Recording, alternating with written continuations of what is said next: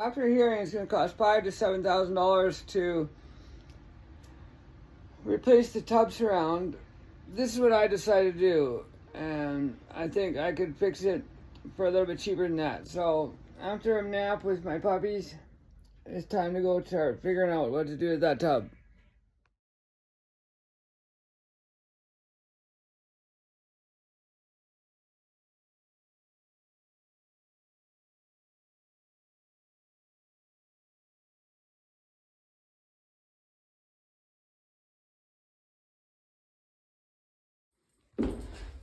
There's some cracks here too. I don't know if you need me to fix these cracks or reinforce them before you guys do your stuff, or if you guys do this, or if it doesn't matter. Let me know, please. Today on Jimmy Does It, I'm gonna repair this bathtub. It's a round tub. I just got a quote for $5,000 to $7,000 to replace this right here. There's a crack right there. If you push on it, it gets bigger. And if you look here, you can see light underneath it. It's bowed down about 1/8 of an inch. And there is 1, 2,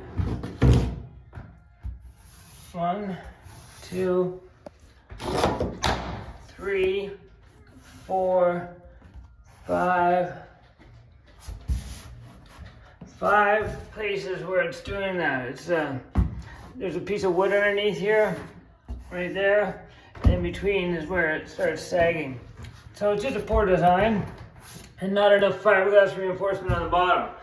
So the first thing I'm gonna do is grind these cracks out, drill some holes, and then fill this in with some fiberglass strand filler. And because there's a texture on here, see that texture? And it stops right there. I'm gonna mask off the texture and then respray in a new texture and then recoat just the texture part with white paint and sort of blend it to right around here instead of repainting the whole tub. Now let's see if that works. If that doesn't work, if it doesn't match, then what I'll do is I'll mask it off here and respray the whole tub. But let's just try and fix the problem there first. It will be quicker and easier, and I think it'll look just great. So follow along and see if Jimmy can fix this. Step 1, sort of mark out where you're going to be working. I stay far away from the drain. I've drilled a few holes, go straight through, because I want to anchor the fiberglass I'm putting down there. And you spray foam underneath with like a spray foam gun. I don't have it here right now, I just cleaned it. And then a lot of these holes, some of them go that way, some go this way, so that they don't just lift straight up. And because there's so many cracks, I drilled quite a few holes.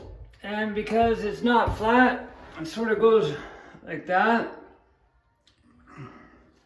I took my belt sander and I went narrow, narrow, narrow, narrow, narrow, narrow, narrow, narrow, narrow.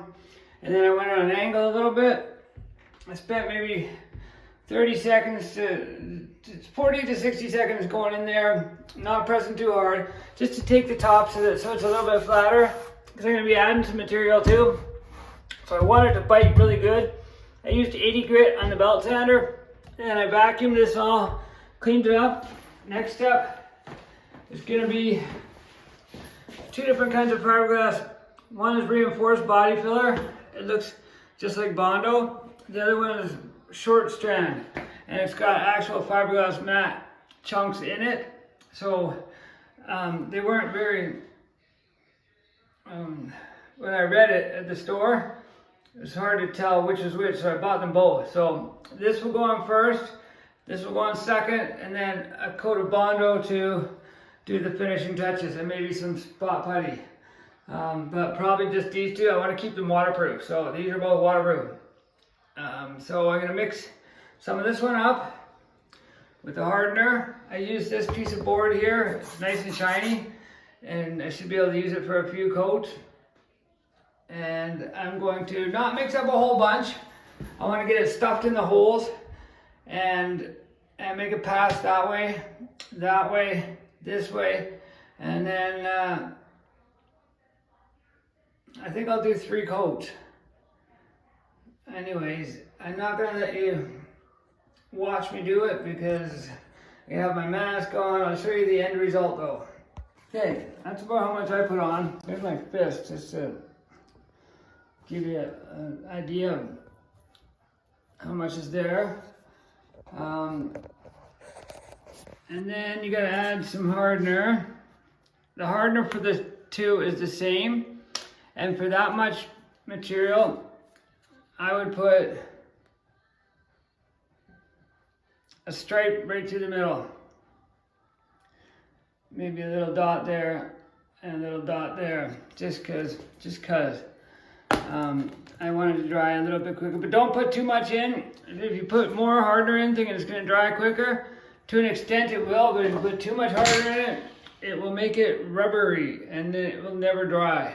So don't go overboard. I would, however, buy 4 or 5 of these, just because, and also get a container of acetone, because acetone cleans this up, and I would wear gloves. I can have it all over my fingers, and then mix it up for a couple minutes, and then you want to spread it out and push it into the holes first, and then swipe it, push into the holes and swipe it. I'll try and get some video of me doing it. I'll set the camera up somewhere, but I want to get moving because it's starting to dry.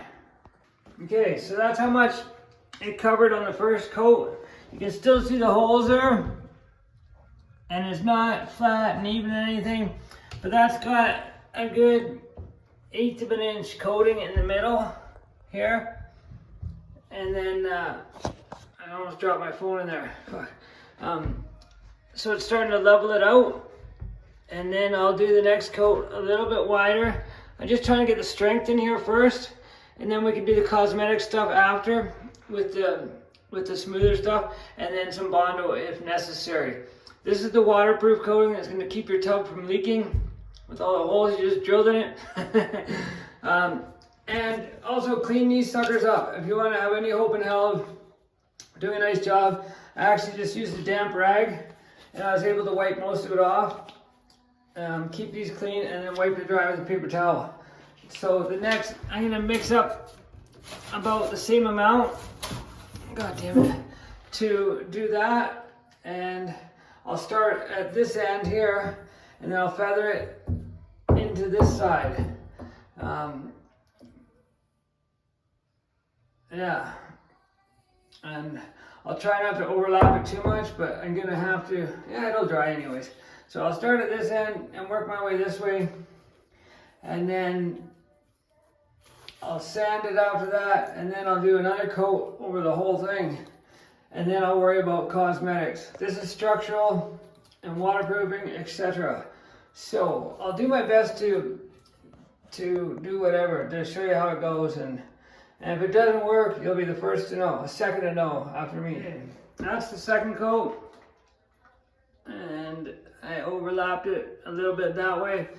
But you also, I think I may have overmixed it. You got to mix it up good enough to make sure it's mixed thoroughly, but you don't want to overmix it, because then it starts to set up before you get it to where you want to put it. And once you get it spread out, don't play with it too long. Just be confident and put it on. Don't worry about cosmetically what it looks like. As long as it's functionally there and it's fairly even, do it fairly quickly, because if it starts setting up, then it starts to pull and drag and leave marks in it. If you play with it too long, it's gonna get worse. So don't play with it too much. That's what she said. Just enough to get it where you want it.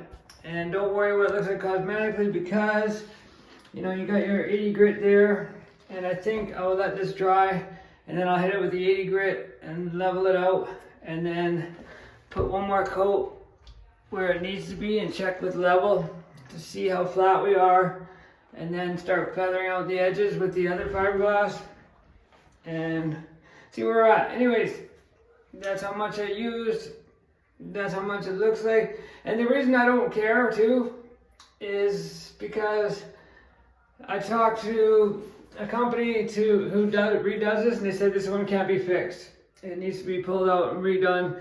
That it's too far gone, and you can't just replace the bottom. You have to replace the whole thing. They said $5,000 to $7,000. They said this isn't fixable, so it's either this or nothing. So I have nothing to lose, except for about $300 in supplies that I bought.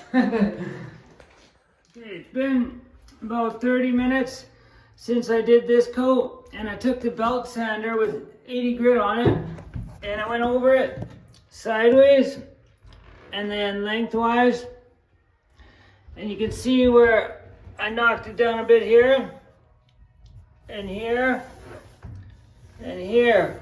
So these are the low spots here, and this is the part that was flexible too. So I'm going to build this part up, but it's important that you don't build it up and the slope goes away from the drain. You want to make sure that you have most of your material here, and if any kind of slope, you want to taper it down to here. So if anything, it's got to be thicker up here. But let's put another coat on, and I'm going to concentrate on just filling in these low spots here. And then I'll worry about this part. It's just cosmetic on the outside. I'll feather that in with some lighter material. This is the third coat. I started up here and worked my way down this way. I tried to put it on a little thicker up here to keep the slope, but the top should be, the whole thing should be sloped, built into it anyway. So as long as you're not putting on gobs of it at this end and not at this end, it should be fine. I'm gonna mix up, so that's third coat. I'm gonna mix up another batch and try and feather this edge in and this edge in better, a little bit thicker, because it was fairly flexible. So I want to get some more material in there. Now I've almost used a whole can, and this is 2 pounds. So let me see if I can get the lid off. That's how much I've used so far. It's down to about there. So there's about a third of a can left. And this is 1.1 kilograms, which is 2.2 pounds, so about 2.3 pounds of fiberglass. Should be plenty strong by the time I'm done. And I'm also going to put on some of the fiberglass reinforced body filler too, which will also add strength. So this is where we're at so far. Let's see how it turns out. Tip: make sure you clean your tools really good in between coats, because if you're dipping your tools back in there and they're got a little bit of stuff on it, you're adding hardener into your can. So this is not clean enough, so I'm going to wipe this down more. This pad doesn't matter, but these, wipe these off good, so you're not contaminating your can. Or just keep one of the spreaders for scooping it out of the can. That's all. Okay, here we go. I've got that built up now the way I want it. I think it's pretty flat. It's pretty thick and strong, I believe. So it just happens to be Friday, so it works out perfect.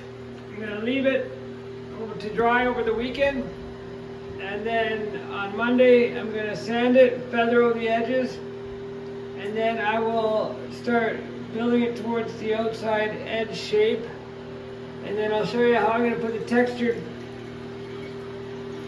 bottom,